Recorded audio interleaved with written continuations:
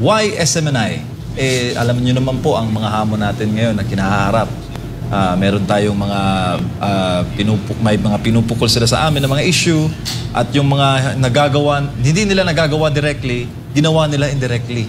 At tayo'y pansamantalang wala muna sa free TV and free radio, pero present naman tayo sa major cable operators nationwide. Coach Ole. SMNI? Bakit SMNI? Hindi duwag ang SMNI eh. Sa katunayan, sila na nga lang ang hindi, yung talagang kilalang mainstream na hindi busal ang bibig. Hindi natakot, dire-diretso pa rin. Kung ano sila dati, ganun pa rin sila ngayon. Yan ang gusto namin. Yung mayag, yun. Ayun. Naintindihan ko siya. Ako, aside from hindi matapang kayo, diba? Aside from that, hindi kayo bias.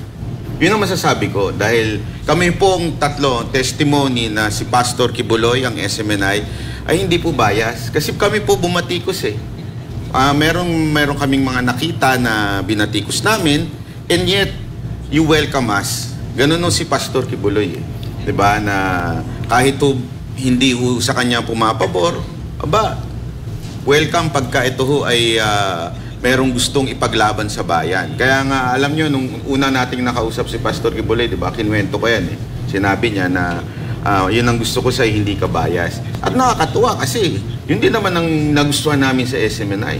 Talagang hindi kayo bias, talagang patas kayo sa lahat. Boss Dada? At syempre, aside from that, dugtungan ko lang, yung proud ng Banateros dahil alam naman natin ang ating mahal na dating Pangulong Duterte ay ito ang kanyang platform sa kanyang mga paglalahad ng kanyang mga saloobin patungkol sa mga nagaganap sa bayan. Mailinya ang Banateros sa mga ganitong klase ng personalidad, kala Sal Panelo, kala Harry Roque, and so on and so forth. Napakalaking karangalan yan para sa akin.